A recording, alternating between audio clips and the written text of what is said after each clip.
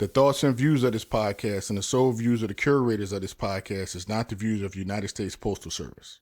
How does he do it?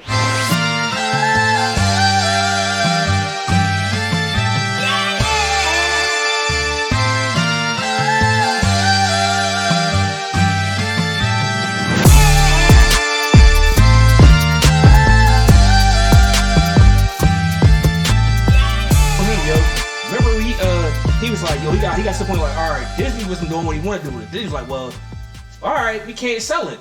He was like, well, you know what, man? I miss it. It's mine. I think Disney. I think it was on Disney. What was the kid? Disney's Kid, whatever the channel was. He was on it. He couldn't do nothing with it. Disney couldn't do it. He said, man, come on back home. Come on, home is home. He definitely him the home is home. He bought it back from him, and that's where he got all the likeness. Like that's what the joint now where he can you can cross ranges now.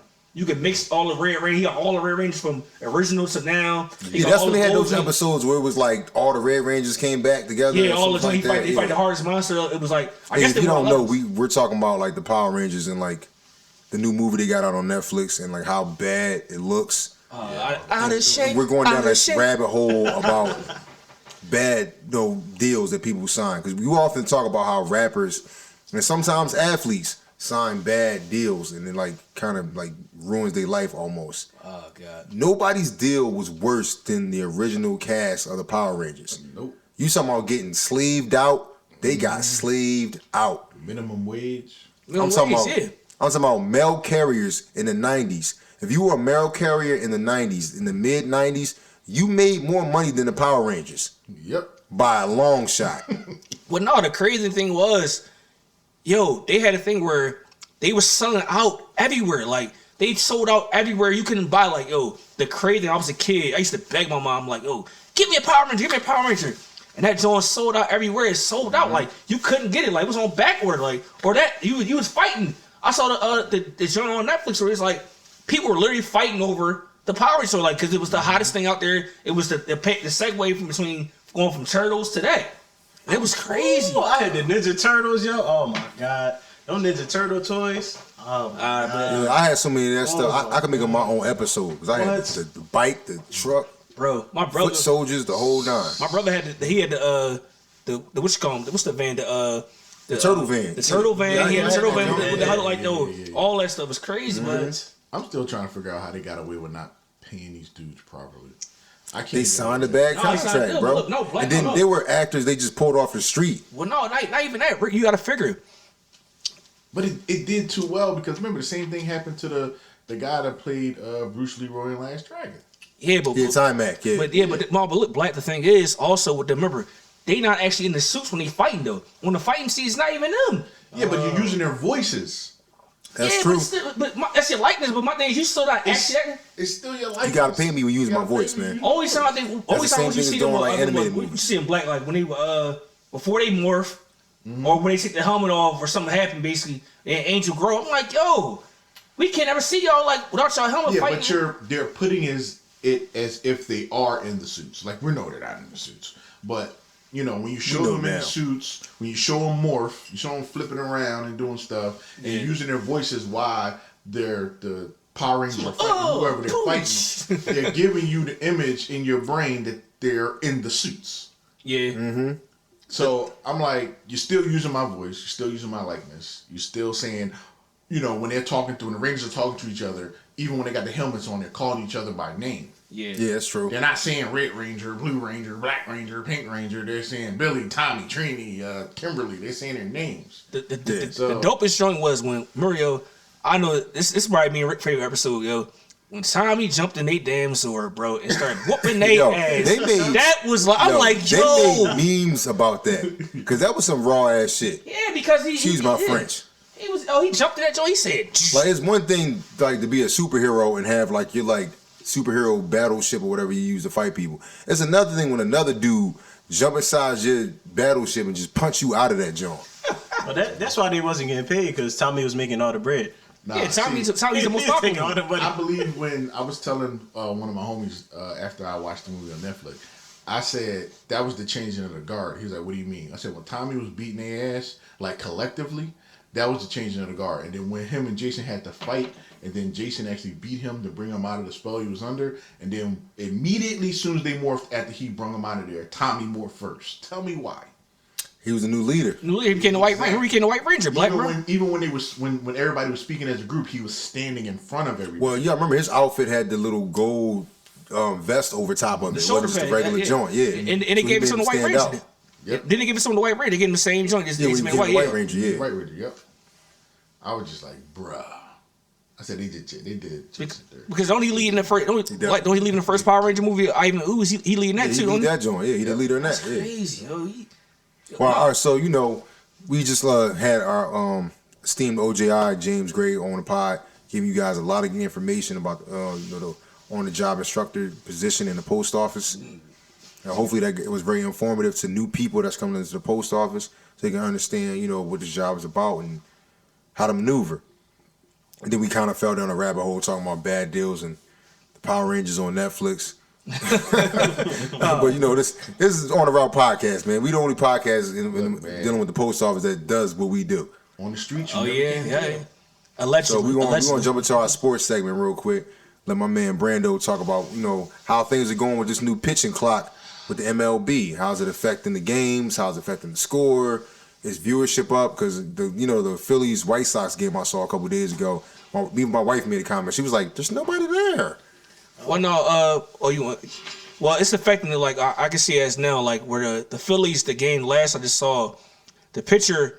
If you're not getting into your wind up fast enough or got a routine, if you're a slower pitcher, it's messing up because I play baseball. Now I can time you down and figure out what's going on because it's a time clock now. So now everything is a pattern. Like it's a pattern of seconds, not a pattern of what you do. And the thing is, the teams that are winning now are adjusting to it.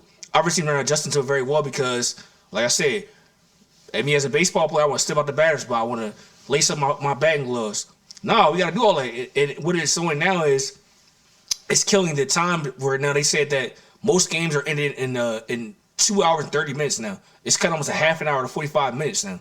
So with the rules from last year, with where it go extra innings, it has the runner goes on second, all that stuff like that. It aligns with everything now to the point where it makes the game faster because the ideal thing now is to appeal to the younger generation. So is it throwing off the batter too, not just the pitcher, or? It's throwing off the batter a little bit because the thing is, like I said, if I'm a slow batter, I don't see something basically, or if I can't start at the batter's box enough to see what you're doing, if you're a faster pitcher, now you can get in your wind up faster, boom, strike one. And you like, damn, I can't get adjusted. Well, strike two. Then the thing also too is now, the pitcher, it limits you throwing over to first base now. You only got, I think, maybe 1 or 2 chances after that is it because that was the most big complaint because people are throwing to first base or throwing over to a runner. That was the biggest complaint in the MLB union. Like, what are the things that's slowing the game down? Throwing over, all that in third. So now it's speeding the game, the process. But it's still, like I said, it's doing better now. Like I said, a lot of teams are adjusting to it, but this is the beginning of the season. So we have to see once it comes down to major time, that marking point in July where after the All-Star break and after once it gets so close to September, like Mr. October, that's what's going to happen. That's the real point of view where you're going to see where teams make adjustments, see, all right, well, how do I do this now? Who's lagging off or who's adjusting to it? I feel like that is a good change because, like you said, teams are having trouble adjusting to it. And some of those teams are the popular teams that people always see bring home the World Series, go far in the playoffs.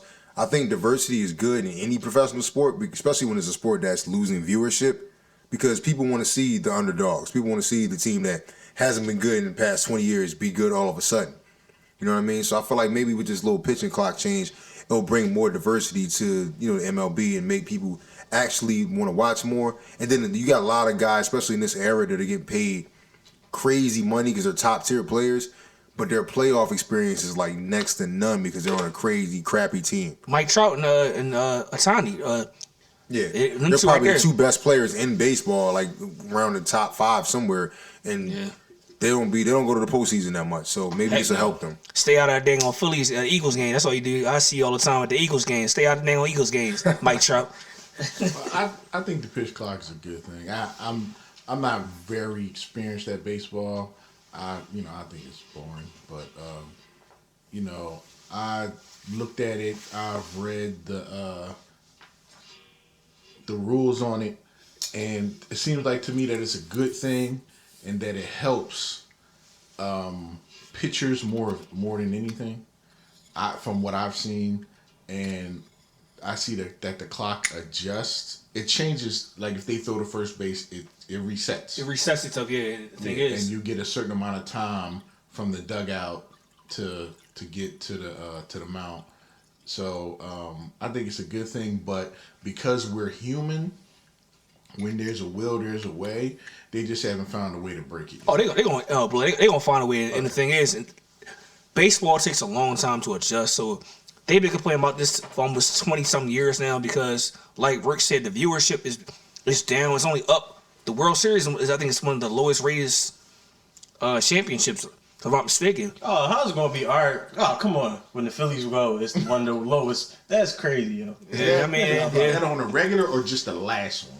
I think it's been like ain't nobody trying to see y'all, man. Come on, stop it. I think it's been like the last, like, I think the comparison black between I think NHL might be one of the low. I think NHL and MLB the two lowest. I think the higher ones are like the NFL, of course, NBA finals, and I think like soccer. I think are like one of the top ones always. Like MLB, like I said, it's crossing the NFL season and it's crossing between NBA. So, like I said, if it's not a team of where like the Phillies or the Yankees is a high market team, if I had a small market team like Kansas City or Tampa Bay where the viewership is low, I need something to where I can appeal to people. Or how do I get out? We know why the NHL is suffering. You know what I mean? But, you know, that's another story for another day. Yeah. Especially since black people started hockey. Organized hockey. And I give my man Rick Sean props. He did come out of Atlantic City, the first African American hockey player. What was that, Rick Sean? Was it AC? Yeah, he came from Atlantic City, New Jersey, the first black person to ever put on a pair of skates to play in the NHL. Shout out to that brother. Oh, I thought you was talking about this Rick. I was like, what? First of all, I'm not that old. Ancient history. And I would think that hockey's progressed far enough that they shouldn't wait for somebody that was born in the 80s to be the first black person to do anything in the sport. No, it was when he said it. You see it lean over, I was like, huh? Oh, because I said AC. First organized hockey team or hockey league was in, what is it? Norwegian? It was Norwegian? Norwegian, Canada, yeah. Yep. Canada. Okay. They was black. All right, so let's get to the topic at hand. Here we go. Like we said from the last pod, you know, currently at that time, my team, the Brooklyn Nets, were battling the Philadelphia 76ers. My co-host Who is next? I and it didn't go too well. They swept us. They swept us 4-0. You know, these guys are flying high right now. One of my buddies got a a Maxi shirt on. Maxi, About Tyrese, as tight as a Maxi. pad, but that's fine. Yo. I'm gonna let these guys take the floors and let them say what they want to say. Then we'll get into the actual what happened. Hold on, fellas, real quick. He forgot to tell y'all this nigga lost the bet. Oh, yeah. Bring it up, man. That wasn't a loss for me, ladies and gentlemen. That was look. An L is an L no matter what. And then when you get on the court, you gonna catch another one. When you play somebody about 45 plus times and you have about 90% win ratio, you have to do different things to challenge yourselves. It's not 90. It's definitely 90. I say 85. Get a brother 85. Okay, it might be 85. It's like 80, It's 85. like 80. It's like That's 80. still a hell of a ratio. Look, he's beating me a lot. You know what I'm saying? I generally take it easier on family. That's just how it works. Oh, man. Wow. Oh, no. So what the agreement was, because I lost this bet, and the bet was actually that Mikal Bridges, win or lose, would average 35 points for the series. He ain't even average close to that. And he didn't do that, yes. Yeah, 11 points only last So week. I spotted my brother here 5 points in our game to 11. You know what I mean? So I can challenge myself, so I can make it interesting. So I'm gonna let them go into how they feel about the whole series, and let you guys just take the floor for a second. You know what I mean? I was listening to you guys. I just want Embiid to be Embiid, man. Obviously, the last game, it was a good game. They pretty much got lucky. Tobias showed up big. That man did a lot. Bro, But please don't mention the name. Please don't mention the name, bro. Please don't mention you said the name. who's next? I said Tobias. No, I'm just putting it out there. Look, I know my wife gonna kill me. She a damn Tobias Harris fan. I don't know where the hell this shit came from. Excuse my language. We went to the game in Golden State. I don't know where this came from. She a diehard Tobias Harris fan, but She's like, I told you, Toby stepped up. I told you. I said, oh man, God. But continue, Blake. But he did his thing. He did a lot. I think he had 25 points and 12 rebounds. That's a lot for him. And you know what also though killed the game 3 helped a lot. This show about Maxey. Maxey got a killer instinct. Like, Rick not too fond of him, but I mean Maxey is he definitely a killer. Like he got a killer instinct. It just we got to see Boston next. That's what I'm saying. That's the real ultimate challenge. Are you the best of the best? Well, I think they're gonna do all right. I think they'll beat Boston too. I can go on record with that. All right. Touche that, brother. I think so. Man, I mean, it was all right. Like we played Brooklyn. They didn't have any superstars, et cetera, et cetera. Mikal Bridges is also he's not a superstar. Bro. He's up and coming. I mean, like we did what we were supposed to, but at the end of the day, it's another year with Embiid getting hurt in the first round. Again, because he likes to flop and he needs to cut it out. But you know, the second round ghosts, they right around the corner. So my thing is Tobias going to step up this round? Is Harden going to step up this round? Is the surrounding pieces going to step up? Because we don't know if Embiid going to play the whole series. Or Glenn Rivers. Glenn Rivers going to make an adjustment. Glenn Rivers got to play the old team too. Glenn Rivers. I don't call him that. I call him Glenn. Call him Glenn. Mama named Glenn. I'm going to call him Glenn. Listen, man, for my New York, New Jersey fans out there, New York. that are Nets fans like myself, we're the only team in the league this year that has such a roster overhaul in the middle of the season. So the fact that we even made the playoffs was a testament to our coach, Jacques Vaughn.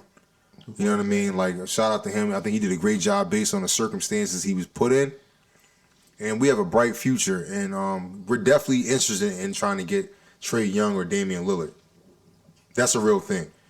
And because, we in this league, the way it is in this era, you need a superstar player, at least one that could really contend.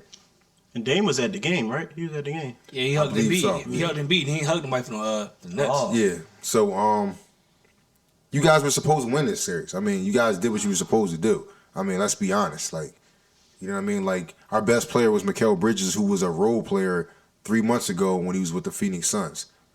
You know what I mean? Spencer Dinwiddie was a role player on the Dallas Mavericks. He wasn't even the second option last year. He was like the third, to be honest. You know what I mean? Like, Cam Johnson took a leap forward, in my opinion. He's on a contract here, and we better pay him because to me, he's more dependable than Joe Harris. You know what I mean? Like, I like what he does offensively. I think he can get better defensively. I think it's coming along as a 6'10" guy. You know what I mean? That can run the floor. Cam is a great offensive weapon, but he's more like a trade piece. Let's be honest. I don't know. Cam a 3-and-D guy. I like Cam too, but for us to get the guy that we need, we're probably going to have to give up Cam. Well, no, you don't have to do it. If you guys can sign, if Jaylen Brown's unsatisfied in Boston, I think he can fit there. Basically, you move Cam to the bench. But see, don't count on Brooklyn not thinking about that, having him pair with another person. Mm-hmm. We might send Cam to get another person and then sign Jaylen Brown, and now we have a backcourt that's a little more in contention. So when you want my thing is when you want him as efficient 3-and-D off the bench, though. I mean, my thing he would be efficient for you guys to the point where I fits think well. Damian Lillard and Jaylen Brown make a good match if they were in the backcourt together. That'd be nice. Well, but once I got repeated that Dame didn't affiliate nothing with Boston people. I don't see them that way because Dame is not a two-way player, so to speak. No. He's out there like defensively, but not the way Jaylen Brown is. And Jaylen Brown is the type of guy that if you're solidified, he gonna let you do your thing. He gonna get in where he fit in at, and he's gonna be impactful. AKA he respects the guys that earn the respect, and he's a guy that likes guys who work hard. And Dame is a guy that works hard. So Dame coming to this team with the type of coach we got, where the work ethic is everything, because we've seen Nick Claxton take the leap he took forward this year, being the leader in field goal percentage. Shout out to him. You know what I mean? Like you were asked to do a big job dealing with the MVP, or the NBA. Hopefully, you know what I mean. Like if you guys have any sense, he's the MVP. Like, well, I think the ballots are in. He did the best he could do. You know. The ballots in already. I think MVP. I think it's in, but I mean, we don't know if he won yet. On April the 23rd, 2023, we don't know for sure yet. But we believe he is the MVP. We'll see what happens.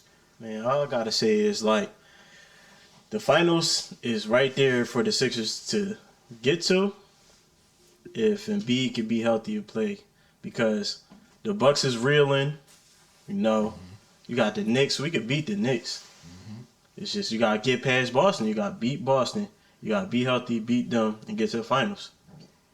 It's like it reminds me of 2019 all over again, but I mean, we're gonna see. So what y'all think about the Western Conference? Like the way that's looking right now. That's kind of like a toss-up. That could be anybody's series. You want to go black or you? I don't like it. Can I say something real? Elaborate. Can I say something real quick for you? My brother, I love him to death, but this is Mr. Controversy right here. I just want to put it out there right now. That brother, he gonna give you some real game. He ain't like nobody else. I just want to say it right now. One of a kind. Definitely. Shoot that. I don't know. I want the Grizzlies to beat the Lakers so bad. Really? It's not winning. It's not going to happen, man. Ja put a 45 last night. Still ain't nothing. Still couldn't win. Now, I've never been a person that lets the media influence how I feel. You know what I mean? But they just seem to find the most ugly,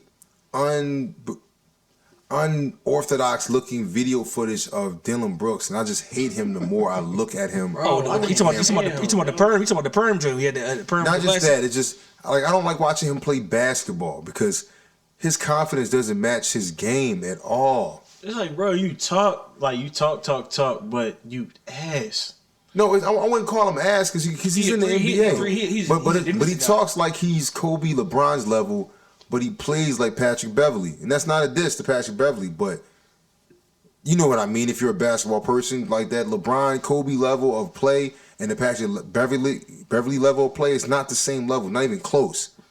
Well, no, the sucker stuff he did last night last night.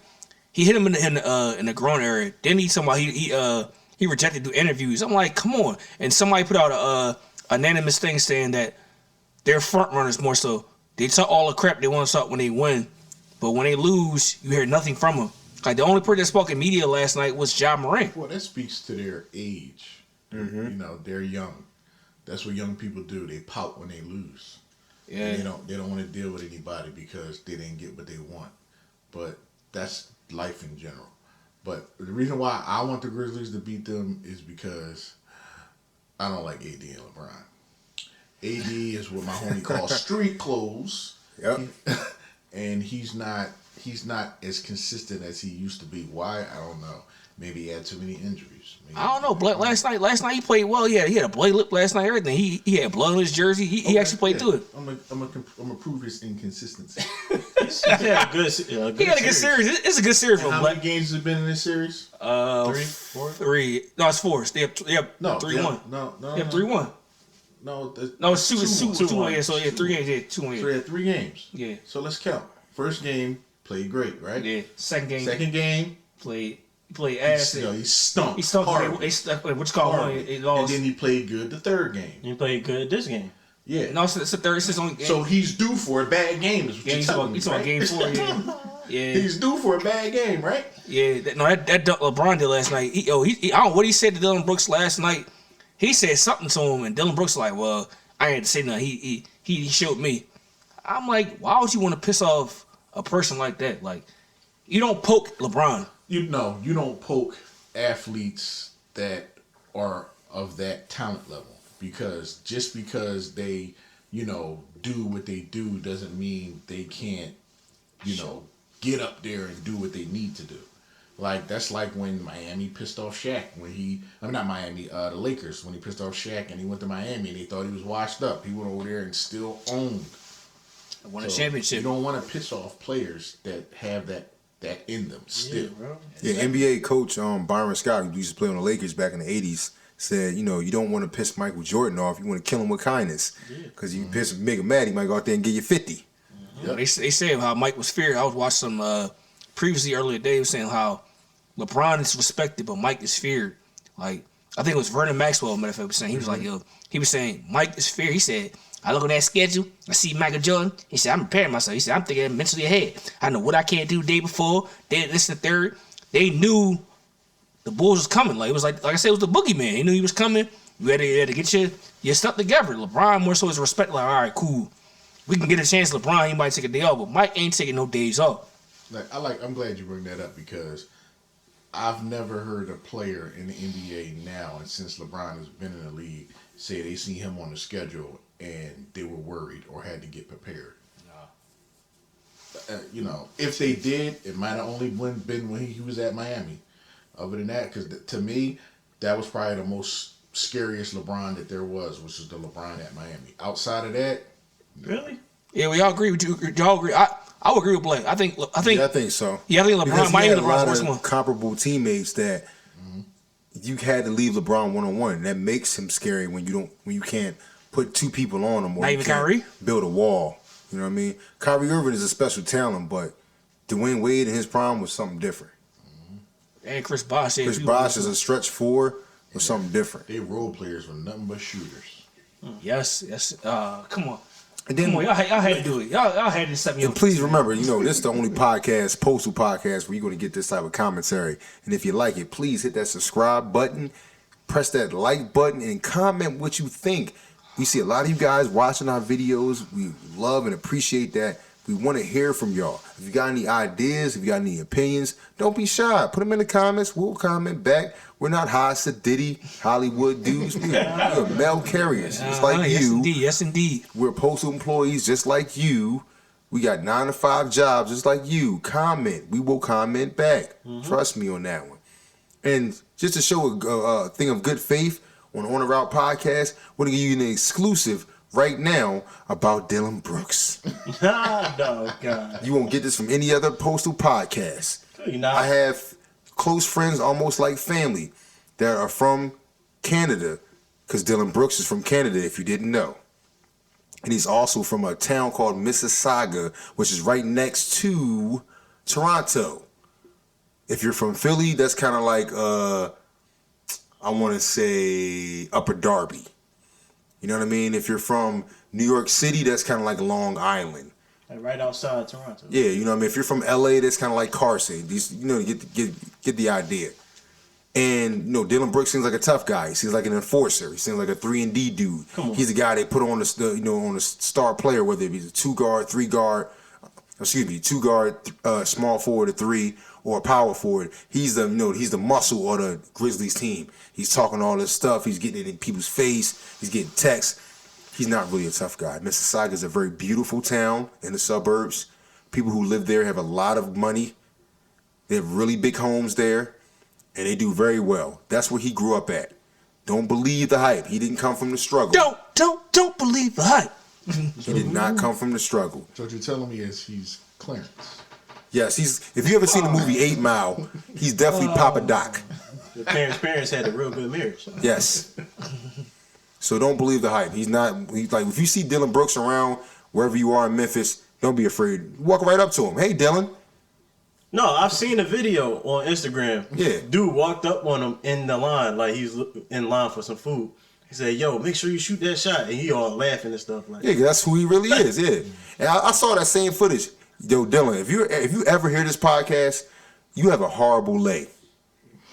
The way you dress is horrible. Bruh. I can tell you're Just from tackle like me. Mississauga. It's almost as bad People in as Toronto have a dress code. They have a way of style, so to speak. You don't have that, and I can tell. You need to get with somebody on your team that can show you how to dress, bro. Because your fit is not working. He always got open like taco meat. I don't understand that. What is that like? Why do you have your taco meat showing it? I don't get that. Like, Well, he thinks he's Antonio Banderas. you a smooth operator. A lot of those NBA dudes can't dress. It It kills me every time. I'm like, what is it? What's happening? And real quick, let me give a shout out to Mike Brown. I think he's going to be coach of the year. What he's done for the Sacramento Kings is amazing. Nobody thought they would be where they were going into the playoffs and actually competing right now, giving the Warriors a run for their money. So Mike Brown, shout out to you. I think you're doing a great job over there. Finally, you got a team that can really showcase what you can do as a coach. I wish nothing but the best for you. The Denver Nuggets, I see you guys getting better. Your young guys are stepping up. You guys are playing hard. Better ain't the word, bro. You know what I'm saying? I'm surprised that, see, I feel bad for Clipper Nation. I'm going to tell you why. Because you guys have an owner who's probably the richest owner in the NBA, right? And we talked about this like previously, because we talk a lot with each other. Who you talking about? We're talking about the Clippers right now. We're talking about Steve Ballmer, the owner. Yep. There are a lot of NBA players, past and present, that'll tell you that, I can't play for that franchise, this franchise, because they don't want to win. They don't want to win, and I'm just wasting my prime here, and blah, blah, blah, blah. I think what happens to a lot of these owners is that when there's someone like Steve Ballmer, and he hasn't gotten there yet, when they come into the NBA owning the team, they're enthusiastic, they're hungry. They want to, they want to win a championship. They want to prove that they can run this business effectively and get to the top. But it sucks when you have players that are not trying to play and put it all on the line. And I think it sucks for the Clipper fans because you guys for the past, I want to say 15, 14 years have had legitimate teams that look like title contenders. And for whatever reason, be it injury, be it load management, whatever, you guys just can't get over the freaking hump to even make it to the finals, to even have a dream of getting a championship. And it sucks. And I think it's horrible for the game of basketball. I think it's horrible for the diversity that we talked about earlier in sports, seeing different teams. Like Adam Silver, the commissioner of the NBA, said a couple of years ago, he likes the fact that some of these other teams are getting better. He said people complain about the Warriors. He said the Warriors just got good like 7 years ago. They've been horrible, technically, since the inception. He said it's great to see a franchise that's not known for winning. He said, I'm tired of looking at the Lakers and the Celtics come home with the championships. They have half of the NBA championships, those two teams. We need diversity. You know what I mean? So it sucks when you see teams like the Clippers that you can see they're trying to actually advance. They're trying to be one of those teams because they're getting the players, they're getting the roster together, but it's always something that's just getting in the way of them trying to get over the hump. And I'm telling you right now, Steve Ballmer, he's trying to build a stadium for these people so they can stop sharing the stadium with the Lakers, because I've saw the process of what they have to do day to day of switching that stadium to make it look like the other teams. That's a lot of work.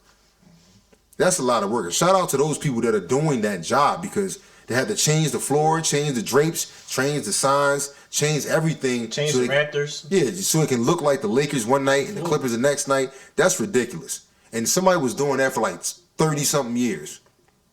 So shout out to Steve Ballmer of having the insight to say, hey, I'm tired of watching people have to do that for our team. Let's get our own place. Even though it's the old Lakers stadium, but that's still good though. They tore it down from the skeleton, Brandon, and they're making it brand new. But the thing is, this man is pouring his heart and his soul into this franchise, and it looks crazy that the players are not reciprocating.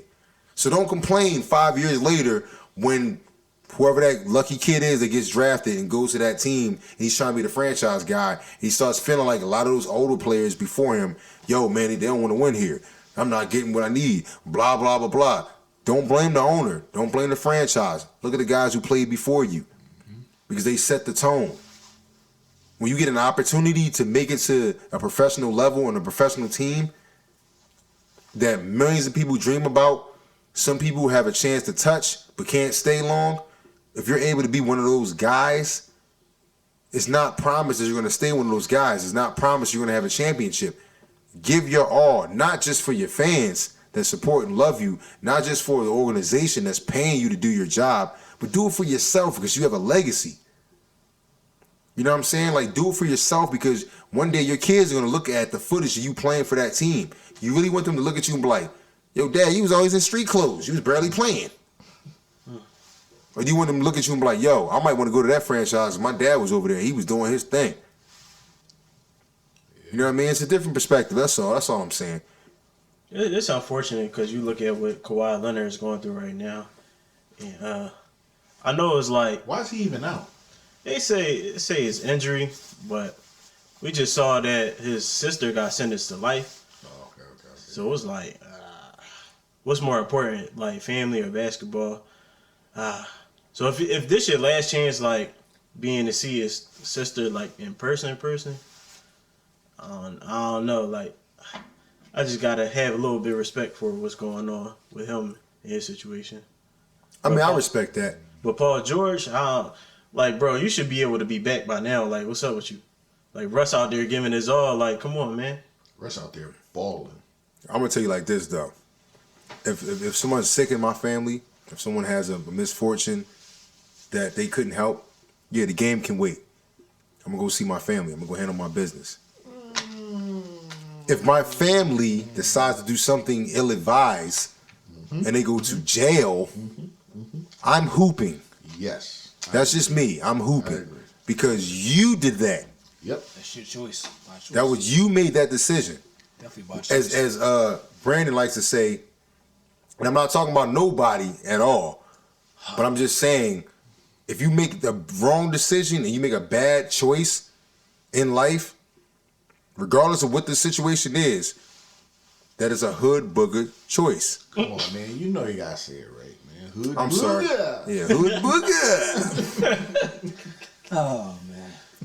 Hey, yo, listen, if you guys, we're gonna probably come out with some merch soon. We're thinking about making hood booger on the merch. Oh man. We have some ideas for it. So if you guys think that makes a lot of sense to y'all, or it'd be kind of cool to have a hood booger shirt from On the Route Podcast, please hit that like, hit that subscribe button, and comment below and let us know what you think. Which means, brings me to Brandon as we hop off of sports and get to pop culture. Can you please explain to us exactly what a hood booger is? Oh man. I'm gonna try to do the best I can with this. So, Hold on. hood. Where did it come from? So, the terminology came from. I have a friend also from Jersey, basically. It's like He said Jersey, New Jersey, God, ladies man. and gentlemen. So we used New to hang. Jersey. So I used to hang out with him. He would call him hood booger. I'm like, what are you talking about? I'm like, they like a hood right? He like, no, we call him a hood booger. I'm like, all right, cool. So with my bros one day, I said something like, yo, the person like a hood booger. They're like, what the hell is a hood booger? I'm like, a hood booger. You know, the stuff they do is kind of like hood rap material stuff. Like it could be I'm gonna clean up. It could be a male or a female, but most of the time it's female stuff too. But it tends to vary basically. Like so, hood booger stuff could be like, well, like Rick one time said, you get your kid run out with a diaper, there, and I take care of your kid, and that's a hood booger. Like, what are you doing? Why you get your kid run out here, main man run out with a diaper doing dumb stuff, or like just doing hood booger? So we all have paraphrasing on the word what it is. I mean, hood booger is like I say, hood rat stuff. Like you ratchet, like do ratchet. I said a hood booger can be smart. A hood booger can be very talented, but you still got hood booger ways of stuff doing like ratchet, like the song. I'm like, oh, this is I'm FRE, like that's hood booger stuff right there. You saying stuff like that, doing ratchet stuff like in the club. That's that. I mean, my bros I didn't give y'all enough game on hood booger. I mean, I want to hear what y'all perception of it, what it is, more so because I didn't say enough to it. So like I said, we don't go around and say what ask. So I'm gonna ask whoever want to elaborate on that first. So hold on. So what you're saying is, correct me if I'm wrong. Yeah, and all you hood boogers out there, let me know. So what you're saying is, if you got kids and they run around a house barefooted and the bottom of their feet are black, you're hood booger. That is correct. That is correct, sir. That's correct. I generally say black for 1,000. That's correct. Yes, it is. So if you a chick and you standing on the bus stop and your ass is facing the street, you a hood booger. That is correct, sir. That's correct. That's correct, sir. I would say if you go from mall to mall and you boosting clothes and running out the store with a bunch of clothes with a security guard chasing you, you probably a hood booger, yo. Hood booger. And then you are engineer. I think for me, when you know what the right thing is and you do the wrong thing anyway, and then you wonder why it's not working, that makes you a hood booger. Yes. Yes. So now we have the definition. It's finally out there, people. Now y'all can stop asking me now. It's out there now. People keep asking, want to elaborate. So it's out there now. Yo, if you drink Mad Dog 2020, you probably a hood hell booger. Yeah, that's probably the hood booger drink. Booger, yeah. That and Wild Irish Rose. And Yeah, Taylor I'm talking Swift. about y'all. Look, Or you drinking I Old need y'all English. to comment on this, like for real. And anybody giving any negative comments, hood booger. Oh man. Yes, please hit that subscribe button on YouTube, hit that like, and please comment who you think might be a hood booger. Brandon. Yeah, I, you know what? Since we amongst, I don't care. Fuck it. I done did some hood. I done did a hood booger shit. Like I ain't gonna lie. I might as well put out there shit. I might as well put out there. Look, my car messed up basically. The situation. I'm gonna put out there like, look, I'm gonna do it right now. Exclusive, ladies and I'm gonna do it right now because I'm like, look. My car battery's messed up. No, man. start. Come on. Couple weeks ago. Couple weeks ago, my car battery, like, it did get a jump, basically, what it was. And my great brother right here, that's said, and my brothers right here, this man had a 3.9 GPA, you know, at Lincoln Tech. He told me, he said, yeah, you know, I'm gonna do a black boy shit. He said, that battery's messed up. You go to AutoZone, they test it, they're gonna tell you it's a false test. I said, I'm like, all right, man, whatever. Like, so I go on, I'm like, all right, my car joint. So it happened, this is what, day before yesterday, on the phone. Nah, he's skipping stuff. This is what happened. His car broke down. I ain't telling the whole story. We made sure he got a jump. I told him, I said, bruh, it's a bad battery.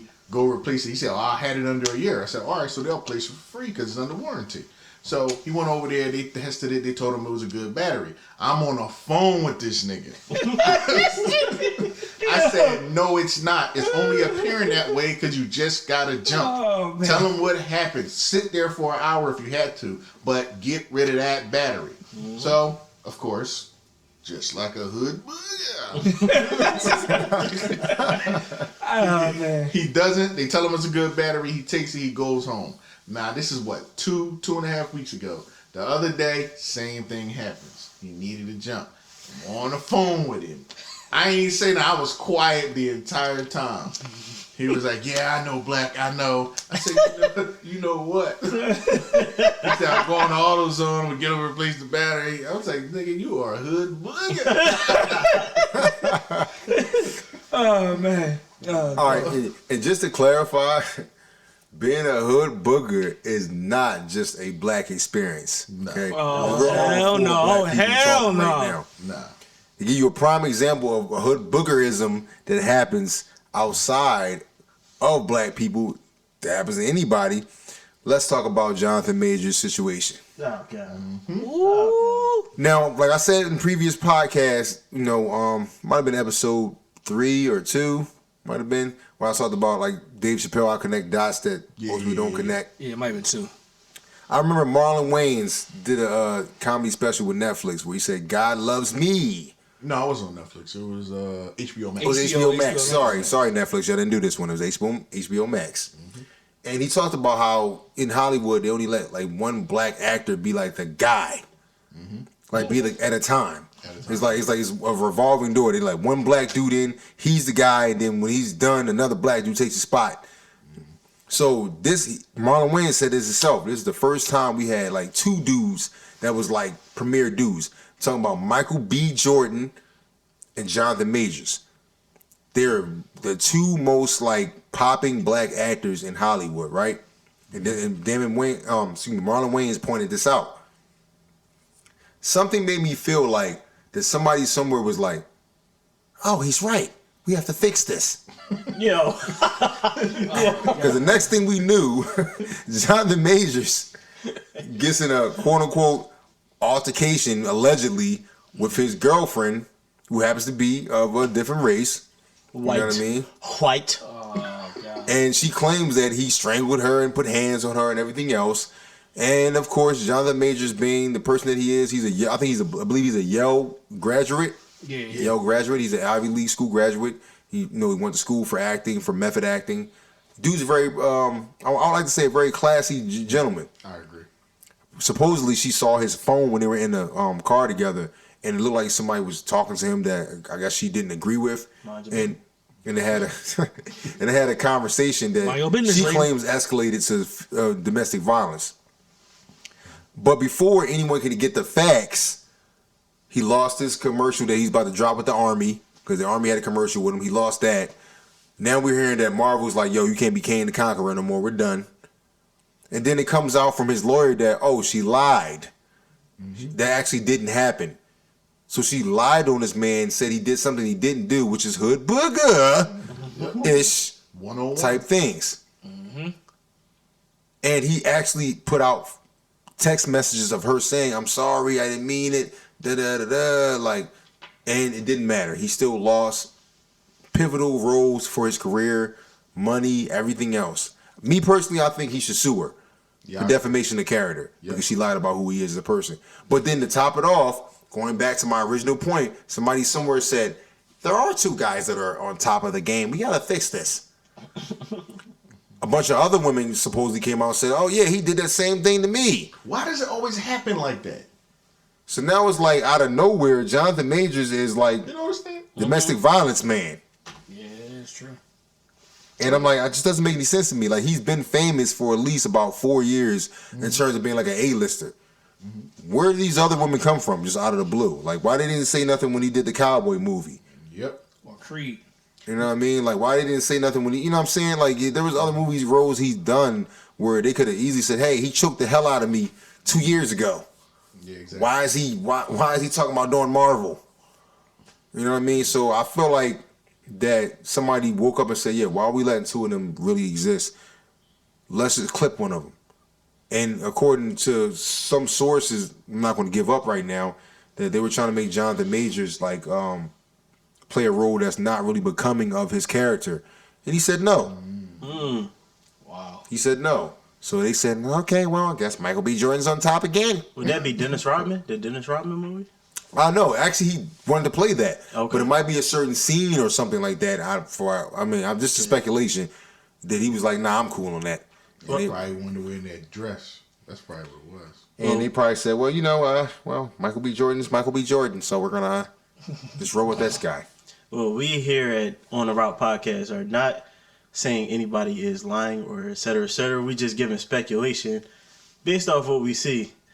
So I recall that Jonathan Majors actually called the police once he got out the vehicle, right? Yes. So was the violence on her part? I don't know. It would point to that. Yeah, he called police, yeah. If he's calling the police, I don't think he's beating on her and then calling the police. Like, Yeah, exactly. that don't make sense to me. But, you know, they try to do the same type of stuff to Michael Jackson. Just saying. So I'm going to read something real quick just on the topic. It says, Jonathan Majors is dropped from several projects following domestic violence allegations. So Says not even act- proven. Not even Yeah, proven. so it's not even proven. It's allegations. It says Majors was arrested on charges of strangulation, assault, and harassment on March 26. Shortly after Majors' arrest, his lawyers released a statement claiming that the actor was innocent and that Majors was actually a victim of the altercation with a woman he knows. Majors' crisis publicist, it's like, you know, you got money. You have a crisis publicist, not a regular publicist. There's a person that handles stuff when you're like going through stuff. He has a crisis publicist who is also the husband of his attorney. Released a text messages from the alleged victim in hopes that they would clear up Majors' involvement. The defense seemed to backfire. The text, some said, read like they were written by a victim of abuse.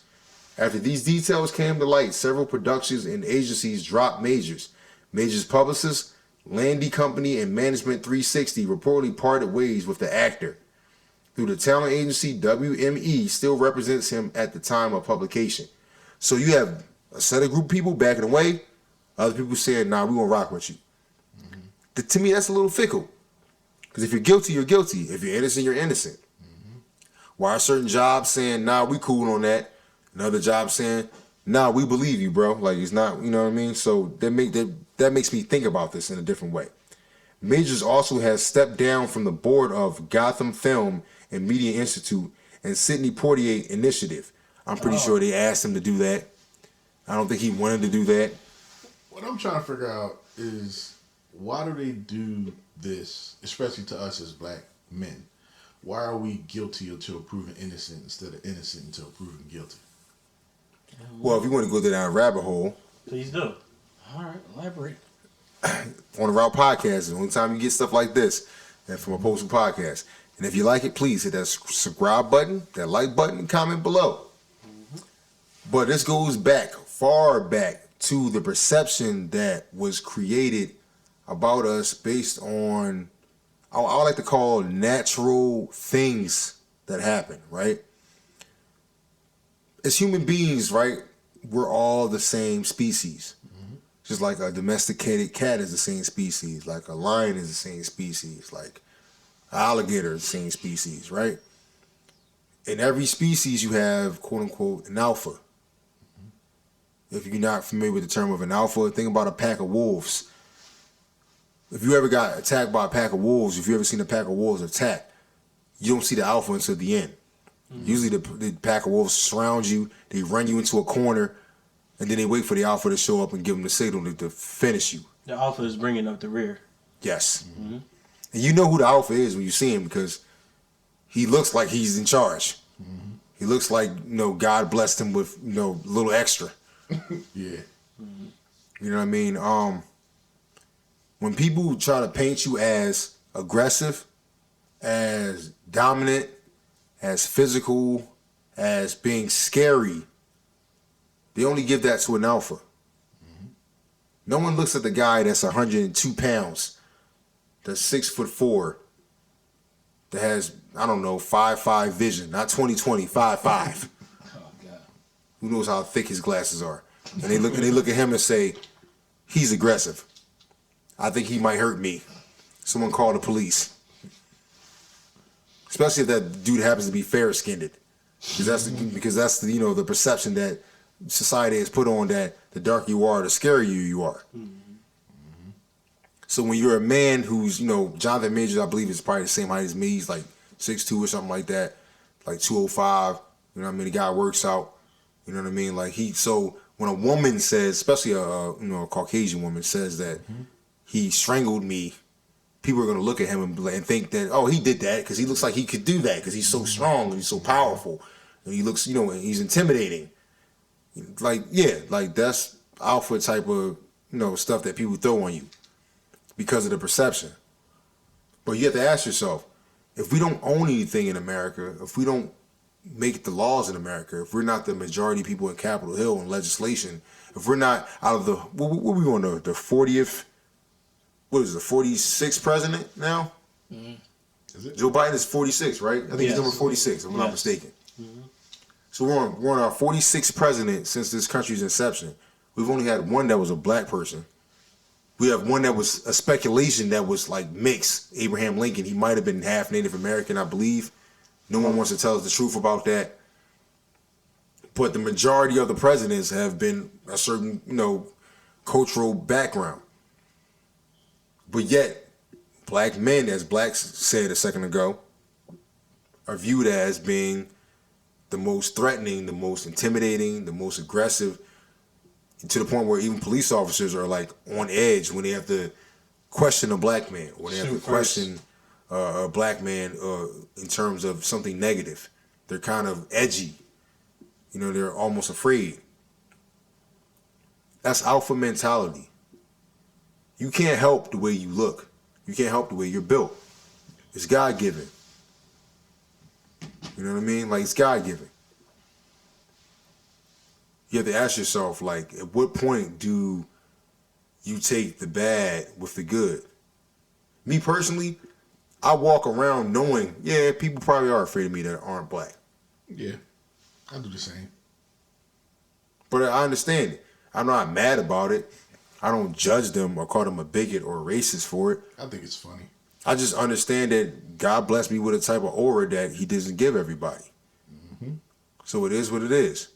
I'm pretty sure Shaquille O'Neal understood that quite more than anybody, which is why he's such a jovial joke guy that smiles and does what he does, because he probably knows people probably were scared the hell out of this man when they saw him walking around. I'm sure Magic Johnson felt the same way. That's why he smiles so much and he does what he does, because I know these people are afraid of me. I get it. You know what I mean? So, and it's just a shame that some of us have to, deal with this, and we can't psychologically think above how to get around it. You know what I mean? It took Mike Tyson a long time to figure it out, but he figured it out. You know what I mean? You see how he carries himself today, how he moves around, opposed to how he was when he was younger. But he still knows that, people are scared of me, even though I'm 60-something years old. They know I'm Iron Mike Tyson, Kid Dynamite. They still know who I was. You know what I mean? So, but, that's cool. Whatever. It comes with the territory. You know what I mean? So I think Jonathan Majors, I think he's handling this situation very, very well. What I'm disappointed at is that, to my knowledge, I haven't heard anything from Michael B. Jordan, who looks at him like a brother. That's what he said. You know what I mean? He hasn't spoken out at all in support of this man to say, hey, look, that's not who he is. I don't know what's going on right now, But I know this guy a little bit. We did a movie together. We've talked. We have each other's phone number. You know what I mean? Like, I don't feel like he's that type of guy. Let me ask you a question. You think Michael B. Jordan published people, or his people, are telling him to kind of like fall back right now, or wait and see till everything is clarified? I believe so. Now, my question is, 'cause I always have this question, who's around you? And the person around you, are they of the same community? Can they understand your perspective? Me, I'm a person that if I'm in a position like Michael B. Jordan or Jonathan Majors, I go out on my way to make sure I employ people that look like me, because we don't get a lot of opportunities. I think that's important, to have people around you that can identify with you, that can identify with your experience. You know, I don't know if Michael B. Jordan has people like that around him. You know what I mean? But me personally, that's who I would put around me. You know, a lot of times, you know, because we're marginalized as a group of people in this country, that, you know, when you get to high positions, high levels, that you don't see a lot of people that look like you. And you have other people that don't look like you trying to tell you need this person, that person. They're trying to recommend people that aren't people that look like you to help you. I agree. How do you know they're going to help you? How do you know they understand you? How you know they understand the perspective you're coming from? Or even sympathize. Or even sympathize with it, exactly.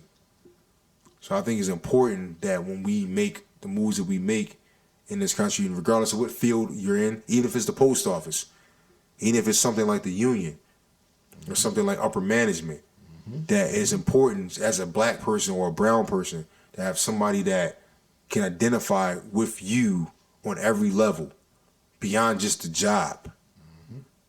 Because we all know that no matter what job you're in, we all don't get treated the same. Of course not. Even in 2023, we don't get treated the same. People like to dress it up like, no, it's not like that anymore. It's still like that. It's just a little watered down because we have social media. And I think they just found a way to hide it slightly better. But in the social media era, which we're in now, it's more of in our face because of social media. Without social media, it was dumbed down a little bit. But now we already knew what it was. But now, since we can actually physically see it face to face, no matter what age you are, no matter what race you are, it's harder to deal with. And I'll tell you a quick story. Like, this is real time too.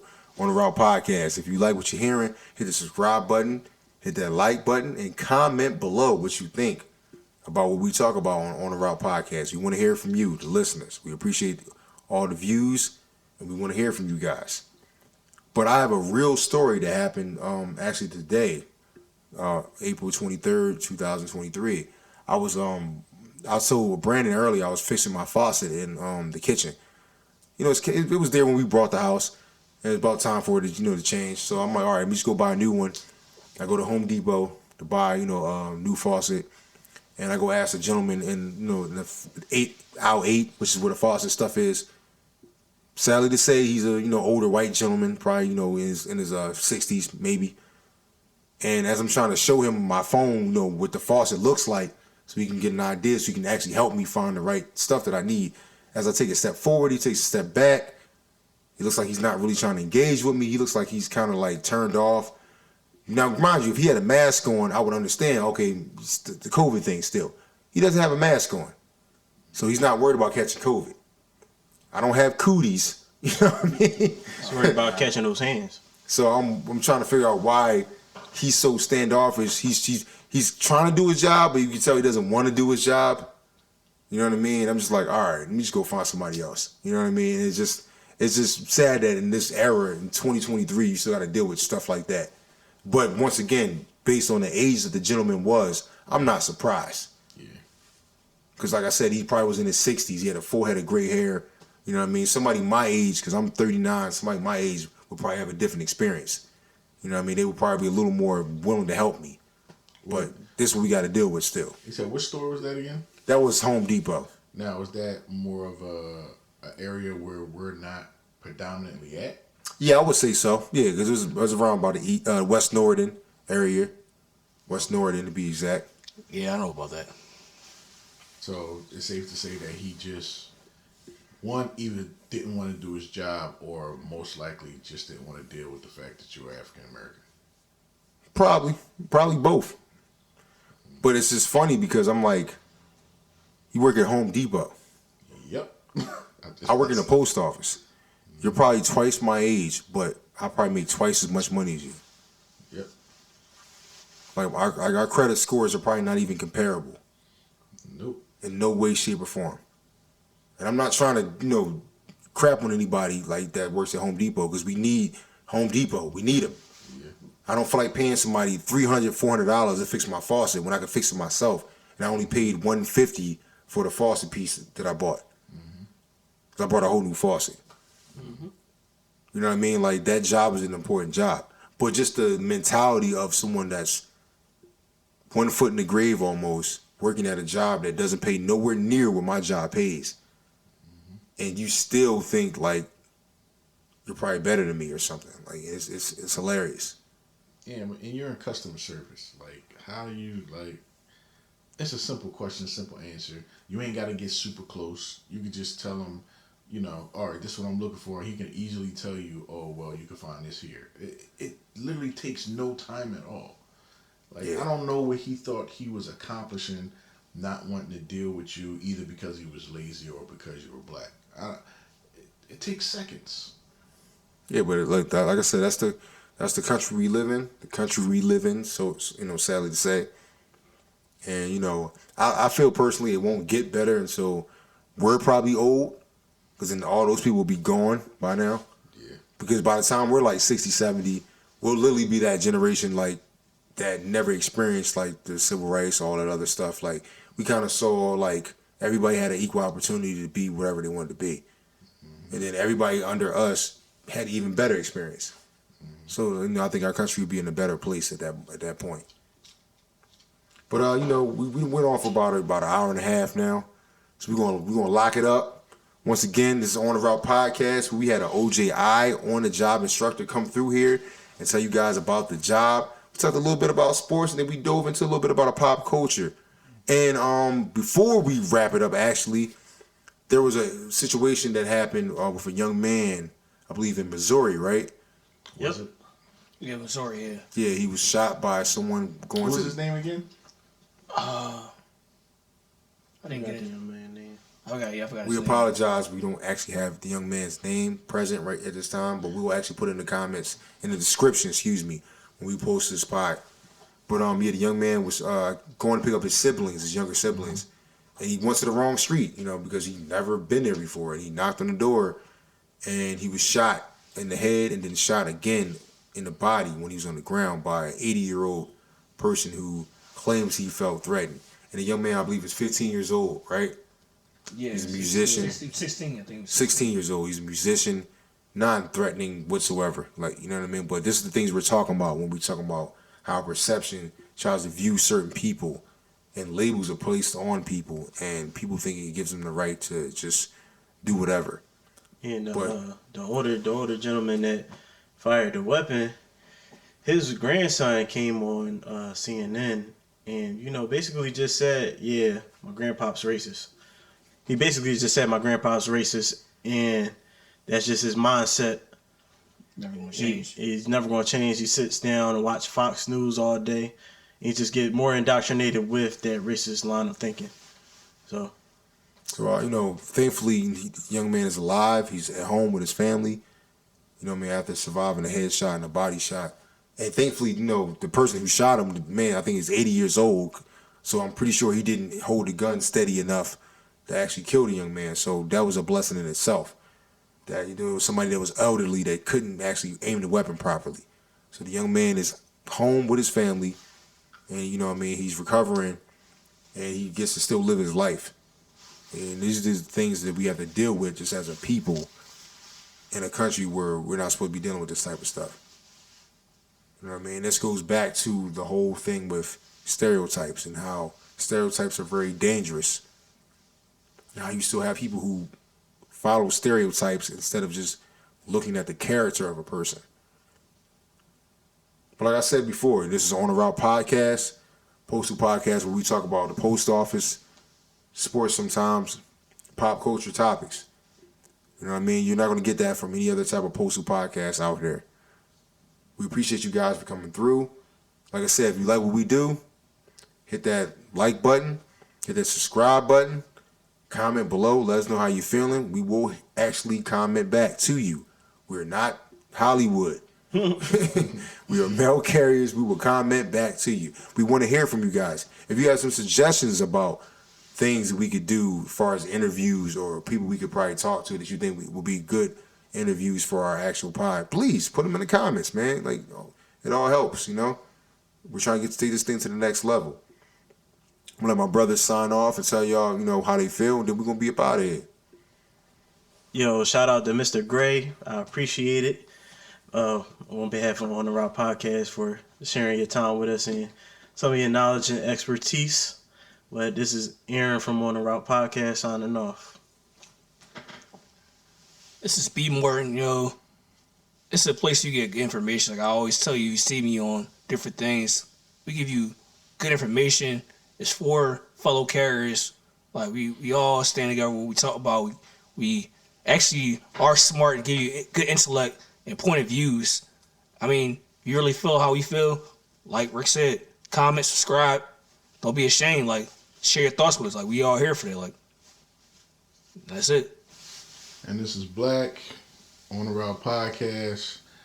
I also want to give a shout out to Mr. Gray. He gave us a lot of information for people that want to. Yeah, shout out Mr. Gray. Sorry about that. Yeah, people that want to possibly do the job. But I was talking to Rick earlier. I'm the one that I wanted to talk about the young man getting shot. I think his name is Ralph Yarl. I don't know how to say his last name. Yarl. And I wanted to talk about it because it didn't sit right with me because that could have been anybody, not just a young man. It could have been a mailman. Could have been anybody at the door. But I just wanted to say that I just felt a certain kind of way about it. But once again, we back here on the podcast. I say it all the time. I enjoy talking with these brothers. We give each other information. We put the information out there for y'all to hear, comment back. Give us that feedback because we need that. And please. Signing off. And as always, to my fellow USPS employees and my carriers especially, man, be safe out there and be safe when you on the route.